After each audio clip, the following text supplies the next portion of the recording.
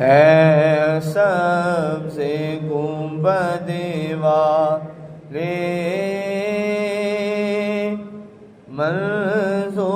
منظور دعا کرنا جب وقت نزا آئے دیدار عطا کرنا اے نور خدا آ کر آنکھوں میں سما جانا یا در پہ بلا لینا یا خواب میں آ جانا اے پردہ نشیں دل کے پردے میں رہا کرنا جب وقت نزا آئے دیدار عطا کرنا میں قبر اندھیری میں گھبراؤں گا جب تنہا امداد میری کرنے آ جانا رسول اللہ روشن میری تربت کو للہ ذرا کرنا جب وقت نزا آئے دیدار عطا کرنا اور مجرم ہوں جہاں پر کا محشر میں برم رکھنا رسوائے زمانہ ہوں دامن میں چھپا لینا مجرم ہوں جہاں پر کا محشر میں برم رکھنا رسوائے زمانہ ہوں دامن میں چھپا لینا آتا ہے تمہیں شاہ ہر غم کی دعا کرنا جب وقت نزا آئے دیدار عطا کرنا حمد و ثنا رب ذوالجلال اور ہدیہ بحضور سرور کائنات صلی اللہ علیہ وآلہ وسلم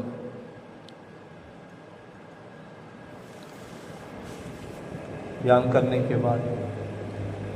سامعین احتشام ربیع الثانی کا ماہ مبارک جاری و ساری ہے اور یہ ماہ مبارک اولیاء کرام کے حوالہ سے مشہور ہے اور اسی ماہ مبارک میں 11ویں شریف کا بھی انتظام کیا جاتا ہے اور اسی ماہ مبارک کی نسبت جو ہے قطب ربانی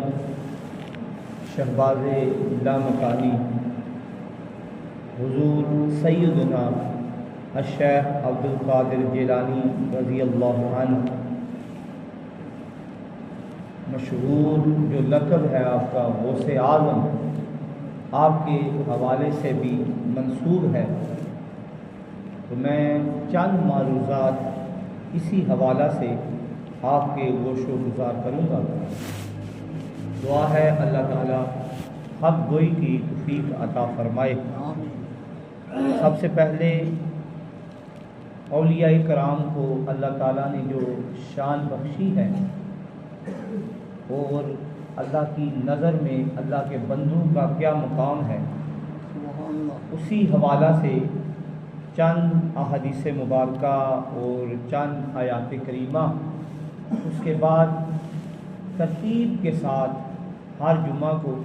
حضور سیدنا الشیخ عبدالقادر جیلانی رضی اللہ عنہ آپ کی سیرت مبارکہ کے چند پہلوؤں کا تذکرہ کیا جائے گا، تو اللہ تعالیٰ ہمیں آپ کی سیرت پہ بھی عمل کی توفیق عطا فرمائے۔ سب سے پہلے جو میں نے آیا کریمہ پڑھنے کا شرف حاصل کیا کہ اللہ کے بندوں کی شان کیا ہے اور یہ مقام انہیں کیسے ملتا ہے، یہ تو نہیں کہ بیٹھے بٹھائے اللہ تعالیٰ انہیں یہ مقام عطا فرماتا۔ اللہ تعالیٰ نے قرآن پاک میں ارشاد فرمایا، ایک جگہ پہ فرمایا الا ان اولیاء اللہ لا خوف علیہم ولا هم یحزنون، کہ خبردار جو اللہ کے بندے ہیں،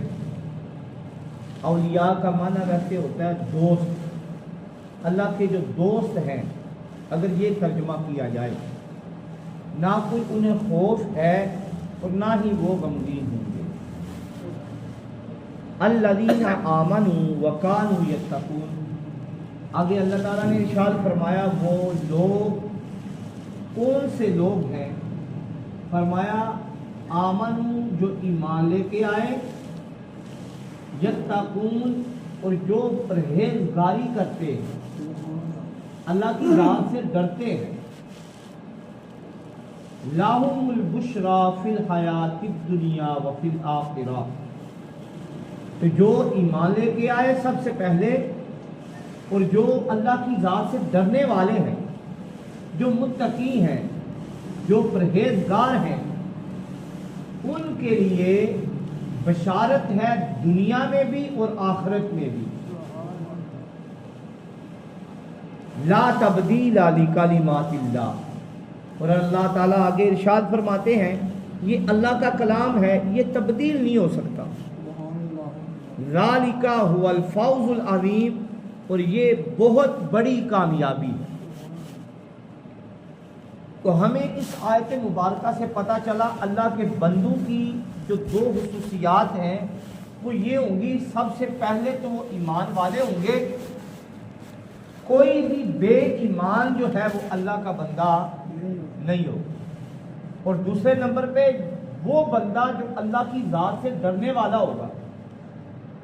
جو متقی ہوگا، جو پرہیزگار ہوگا، وہ اللہ کا بندہ ہے۔ اگر کوئی اللہ کی ذات سے ڈرنے والا نہیں ہے، کوئی ایسا بندہ ہے جو نمازی ہی نہیں ہے، نماز کے وقت وہ نماز ہی نہیں ادا کرتا، اور وہ یہ کہے میں اللہ کا ولی ہوں، تو سامعین احتشام جو اللہ کا ولی ہوتا ہے وہ اللہ سے ڈرنے والا ہوتا ہے، وہ شریعت مطہرہ پہ پابند رہنے والا ہوتا ہے، وہ متقی اور پرہیزگار ہوتا ہے۔ کوئی بھی ایسا بندہ جو یہ کہے میں اللہ کا ولی ہوں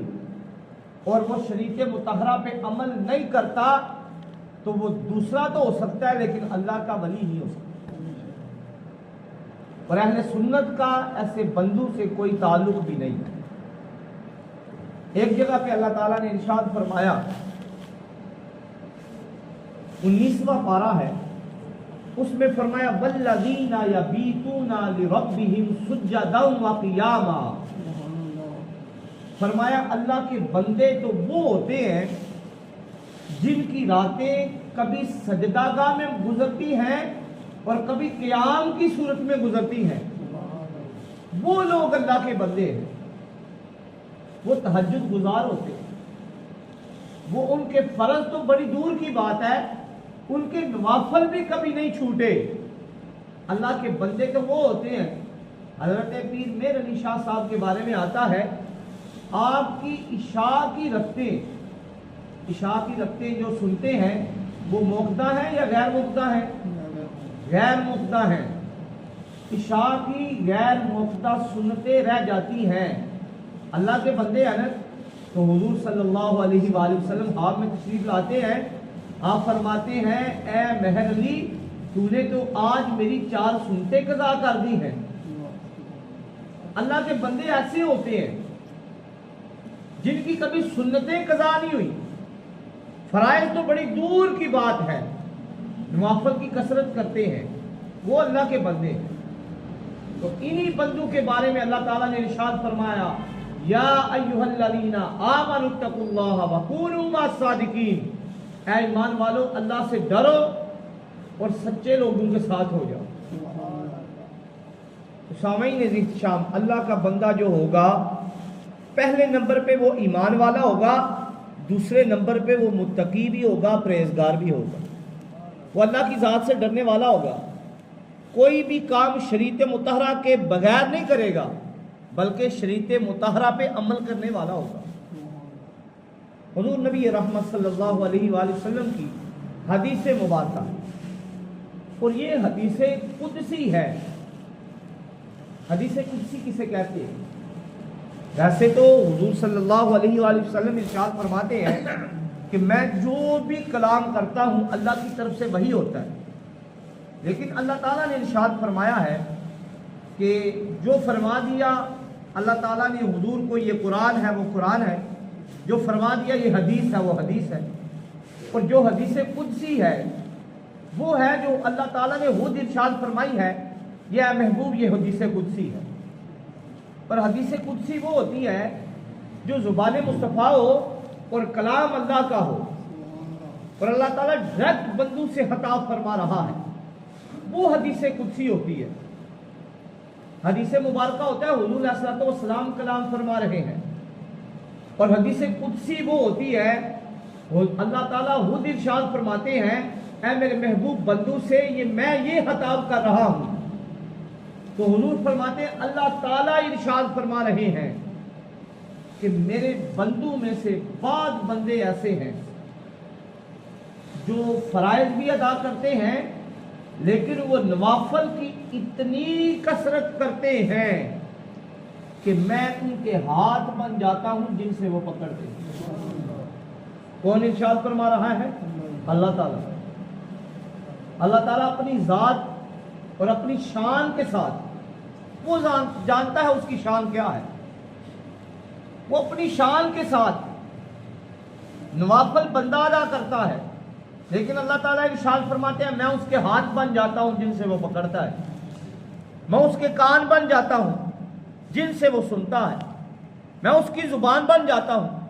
جن سے وہ بولتا ہے، میں اس کے پاؤں بن جاتا ہوں جن سے وہ چلتا ہے۔ تو سامعین احترام، جو بندہ فرائض بھی ادا کرتا ہے اس کے کبھی فرائض جو ہیں وہ قضا نہیں ہوئے، اور جو نوافل کی کثرت کرتا ہے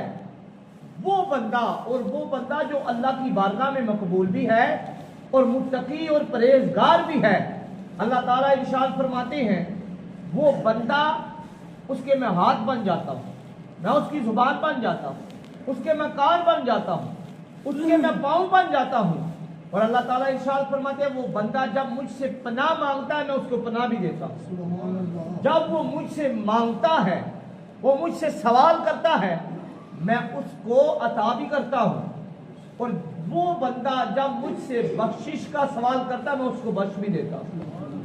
تو سامعین احترام، اسی لیے اہل سنت والجماعت یہ کہتی ہے کہ اللہ کے بندوں کے پاس جایا کرو، اس کی وجہ یہ ہے کہ اللہ کے بندے جو ہیں اللہ کے قریب ہوتے ہیں، اور جب ہم دعا کے لیے کہتے ہیں تو ان کی جو دعا ہوتی ہے وہ ڈائریکٹ اللہ کی بارگاہ میں قبول ہو جاتی ہے، اس لیے ہم دعا کا جا کے کہتے ہیں، ہم اس لیے نہیں جاتے کہ وہ عطا کرتے ہیں، عطا اس رب نے کرنا ہے، لیکن ہم اللہ کے ذرا وہ قریب ہوتے ہیں اس لیے ان کے پاس جاتے ہیں۔ تو سامعین احتشام، اسی لیے تو کسی شاعر نے کیا خوب کہا ہے کہ اللہ اللہ کیے جانے سے اللہ نہ ملے، اللہ والے ہیں جو اللہ سے ملا دیتے ہیں۔ تو آپ مجھے بتائیں، ایک میں مثال دیتا ہوں، اگر کسی بندے کو فرنیچر چاہیے ہو، وہ چلا جائے سونے والے کے پاس اور سونے والے سے جو سونا دیتا ہے، بنا کے دیتا ہے، اس سے کہے مجھے سونا چاہیے، چاندی چاہیے تو مجھے دے دے۔ وہ کہے گا بھائی میری دکان سے سونا تو ملتا ہے، فرنیچر نہیں ملتا۔ اب اگر کسی بندے کو سونا چاہیے، وہ چلا جائے کپڑے والے کی دکان پہ اور کپڑے والے سے جا کے کہے مجھے سونا چاہیے، تو وہ بندہ بولے گا میری دکان سے کپڑا ملتا ہے، سونا نہیں ملتا۔ تو سامعین، سونا ملتا ہے سونے والوں سے، کپڑا ملتا ہے کپڑے والوں سے، فرنیچر ملتا ہے فرنیچر والوں سے، اور اللہ ملتا ہے اللہ والوں سے۔ تو اللہ اللہ کیے جانے سے اللہ نہ ملے، اللہ والے ہیں جو اللہ سے ملا دیتے ہیں۔ حضرت فاروق اعظم رضی اللہ عنہ، آپ سے مروی ہے، حضور نبی رحمت صلی اللہ علیہ وآلہ وسلم نے ارشاد فرمایا،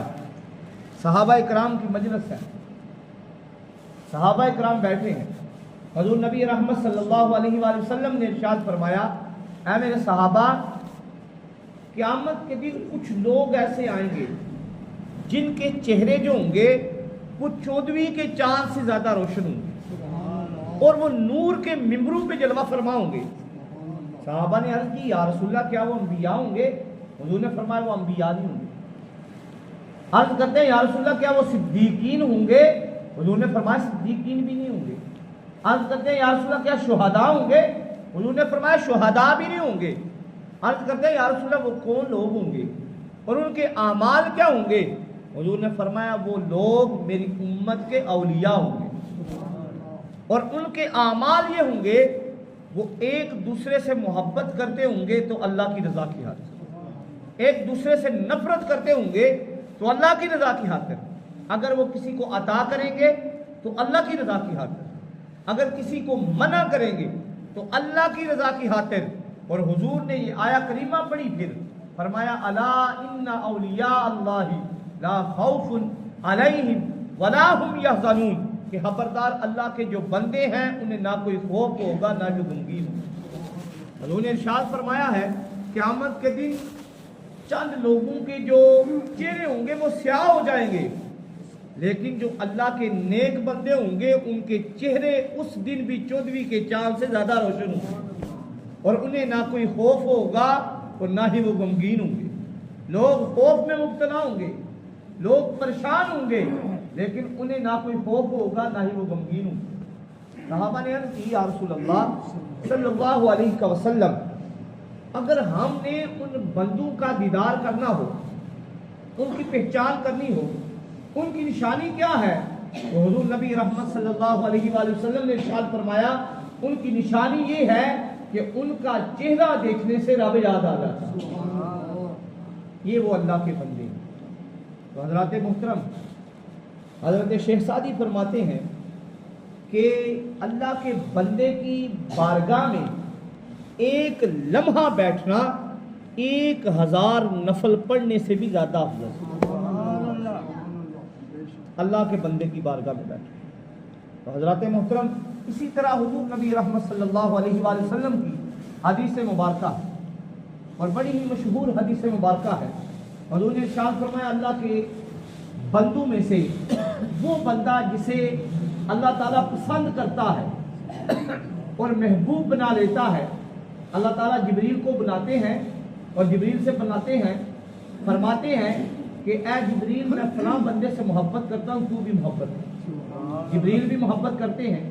پھر اللہ تعالیٰ ارشاد فرماتے ہیں جبریل عرش والوں میں اعلان کر دے میں فلاں بندے سے محبت کرتا ہوں، تو بھی محبت کر۔ عرش والے بھی محبت کریں، پھر جبریل بھی محبت کرتا ہے، عرش والے بھی محبت کرتے ہیں۔ پھر اللہ تعالیٰ ارشاد فرماتے ہیں جبریل دنیا میں لوگوں کے دلوں میں اس بندے کی محبت کو ڈال دیں۔ تو سامعین احتشام، آج ہم کہتے ہیں نا فلاں بندہ بڑا پیارا ہے، وہ اللہ کا بندہ ہے، وہ اس لیے ہے کہ اللہ تعالیٰ نے لوگوں کے دلوں میں اس کی محبت کو ڈال دیا۔ اس نے پوری زندگی جو ہے اللہ کی رضا کی خاطر گزاری ہے، اللہ تعالیٰ نے لوگوں کی زبانوں پہ ان کے ورد کو جاری کر دیا۔ کیوں آج ہم حضرت داتا علی حجویری کا نام لیتے ہیں؟ کیوں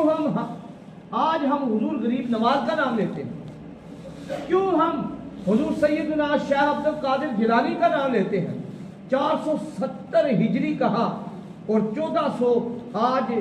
کچھ ہجری چل رہی ہے، تو سامعین عزیز صاحب اتنے 100 سال گزر جانے کے باوجود لوگوں کے دلوں پہ آج بھی ان کی یاد تازہ ہے، ان کا نام زندہ ہے۔ اس کی وجہ یہ ہے انہوں نے اس زندگی میں اللہ کے نام کو جاری کیا ہے، اللہ نے ان کے بعد ان کے نام کو جاری کر دیا۔ آئیں اب میں اپنے موضوع کی طرف آتا ہوں۔ حضور سیدنا الشیخ عبد القادر جیلانی رضی اللہ عنہ، آپ کا نامی اس میں گرامی عبد القادر ہے، اور آپ کا جو مشہور لقب ہے وہ غوث اعظم بھی ہے، آپ کا مشہور لقب محی الدین بھی ہے۔ آپ یکم رمضان المبارک کو 470 ہجری میں ایران کے ایک چھوٹے سے قصبے جیلان میں پیدا ہوئے، اور آپ کے والد گرامی کا نام حضرت ابو صالح موسیٰ جنگی دوست تھا، اور آپ کی والدہ محترمہ کا نام ام الخیر فاطمہ تھا۔ تو سامعین عزیز شام، سب سے پہلے ہم جانتے ہیں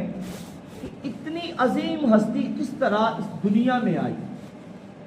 ایسے تو نہیں کرم ہو جاتا والدین پہ۔ آپ کے والد گرامی کے متعلق آتا ہے، آپ کے جو والد گرامی تھے، آپ ویسے ہی آپ کا پورا جو خاندان تھا وہ مشہور تھا زہد کے لحاظ سے، تقوی کے لحاظ سے، اور عبادت گزاری کے لحاظ سے۔ آپ کے والد گرامی، آپ کے جو دادا تھے، آپ کے جو پردادا تھے، وہ جدی پشتی جو تھے اللہ کے بندوں میں ان کا شمار ہوتا تھا۔ اور آپ کے والد گرامی کا مختصراً ایک چھوٹا سا واقعہ، کس طرح اللہ تعالیٰ کرم کرتا ہے اور ایسے پاک باز ہستیوں کو اس دنیا میں مارز وجود میں بھیجتا ہے۔ چھوٹا سا واقعہ میں آپ کے سامنے بیان کروں گا مختصراً، اور اس کا خاکہ پیش کروں گا۔ آپ کے والد گرامی کو ایک دفعہ بھوک لگی ہے، دریا کے کنارے جا رہے ہیں، انہوں نے ایک سیب کو تیرتے وہ دیکھا، سیب کھا لیا۔ ہم دن میں اتنے لوگوں کی بغیر پوچھے چیزیں کھا لیتے ہیں، زمینیں ہڑپ کر جاتے ہیں، پلاٹ ہڑپ کر جاتے ہیں، لیکن ہمیں پتہ ہی نہیں چلتا۔ کسی کی دکان پہ جاتے ہیں، کوئی چیز اٹھاتے ہیں، کھا لیتے ہیں، لیکن دیکھیں اللہ کے بندے جو ہوتے ہیں، آپ نے ایک سیب کھایا ہے، بھوک بھی شدید لگی ہے، آپ سوچتے ہیں میں نے اس مالک سے پوچھے ہی نہیں ہے کہ یہ سیب کس کا تھا، کل کو اللہ کے سامنے کیا جواب دوں گا؟ اللہ کا خوف طاری ہو گیا۔ میں نے آپ کے سامنے پہلے بیان کیا تھا، اللہ کے جو نیک بندے ہوتے ہیں ان کی دو خصوصیات ہوتی ہیں، ایک یہ کہ وہ اللہ کے نیک بندے جو ہوتے ہیں وہ ایمان والے ہوتے ہیں، دوسرا وہ متقی، پرہیزگار اور اللہ سے ڈرنے والے ہوتے ہیں۔ تو آپ اللہ کا خوف طاری ہو گیا، آپ نے سوچا میں نے اللہ سے پوچھے ہی نہیں، اس بندے سے پوچھے ہی نہیں، اللہ کو کیا جواب دوں گا؟ آپ چلتے جاتے ہیں، دیکھتے ہیں ادھر سے پانی آ رہا ہے، ایک جگہ پہ دیکھتے ہیں ایک سیب کا باغ ہے، اس کی شاخیں لٹکی ہوئی ہیں، آپ اس باغ کے اندر جاتے ہیں، مالک کا پوچھتے ہیں، مالک بھی ایک بزرگ تھے، وہ جو بزرگ تھے ان کا نام تھا حضرت عبداللہ سمعی رضی اللہ عنہ۔ آپ بھی اللہ کے نیک بندوں میں شمار ہوتا تھا، اور آپ اتنے مشہور تھے، لوگ کہتے تھے عبداللہ سمعی کے پاس جا کر دعا کراؤ، جو بھی دعا کی جاتی ہے اللہ وہ دعا قبول کر لیتا ہے۔ تو لوگ ان کے پاس آتے تھے۔ اب انہوں نے دیکھا حضرت عبداللہ سمعی کا باغ ہے، کہا کہ مجھ سے غلطی ہو گئی، میں نے آپ کی اجازت کے بغیر سیب کھا لیا ہے۔ اب وہ بھی اللہ کے بندے تھے، انہوں نے دیکھا آج تک میرے در پہ ایسے نہیں کو آیا، کتنے لوگ سیب میرے گرتے ہیں، کھا جاتے ہیں، لیکن آج تک ایسا بندہ نہیں آیا جس نے یہ کہا ہو کہ میں نے سیب کھا لیا، آپ سے پوچھا نہیں، مجھے معافی دے دے۔ تو یہ معافی مانگنے کے لیے اتنا سفر لمبا کر کے آیا ہے۔ تو انہوں نے کہا ایسے معافی نہیں ہوں گی، 12 سال تک اس باغ کی خدمت کرنی ہوگی، رکھوالی کرنی ہوگی۔ 12 سال مختصراً آپ نے رکھوالی کی ہے، اس کے بعد پھر گئے مجھے معافی دے دے۔ انہوں نے کہا ابھی بھی تیری معافی نہیں، تو 2 سال مزید خدمت کر۔ اس کے بعد میری ایک بیٹی ہے جو کانوں سے بہری ہے، زبان سے بول نہیں سکتی، ہاتھ سے وہ پکڑ نہیں سکتی، معذور ہے، پاؤں سے وہ چل نہیں سکتی، اس کے ساتھ تمہیں شادی کرنی ہوگی۔ تو آپ نے فرمایا کہ میں نے جو گناہ کیا ہے سیب کھانے کا، اس کی معافی مل جائے، میں اللہ کی بارگاہ میں کیا جواب دوں گا کہ میں نے حرام کا لقمہ کھا لیا ہے۔ تو سامعین احتشام، آپ کا نکاح ہو گیا، آپ جب کمرے میں جاتے ہیں کیا دیکھتے ہیں کہ اندر جو عورت تھی وہ صحیح سلامت ہے، اس کے اعضاء بھی سلامت ہے، اور وہ اتنی ہوبرو ہے کہ چاند بھی شرما جائے، آپ دوڑتے ہوئے باہر آ جاتے ہیں۔ نظر میں دیکھا، باہر آ گئے اور آ کر بزرگ کے پاس آتے ہیں، ایک گناہ سیب کھانے کا کیا تھا، اتنی سزا ملی ہے، اب آپ نے ایک نیا گناہ کرا دیا ہے، کسی اور لڑکی کے کمرے میں بھیج دیا ہے۔ تو اس بزرگ نے کہا کہ میں نے تمہیں پہلی نظر میں ہی دیکھ لیا تھا، تو جو ہے اللہ کا بندہ لگتا ہے، اور میں نے جو اپنی بیٹی کی جو نقائص بیان کیے تھے وہ اس لیے کیے تھے، وہ ہاتھوں سے جو معذور ہے اس لیے ہے، اس نے آج تک کسی غیر محرم کی طرف ہاتھ نہیں بڑھایا، زبان سے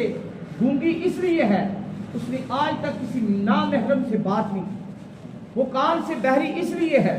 اس نے آج تک کسی نامحرم کی آواز نہیں سنی، اور وہ پاؤں سے معذور اس لیے ہے،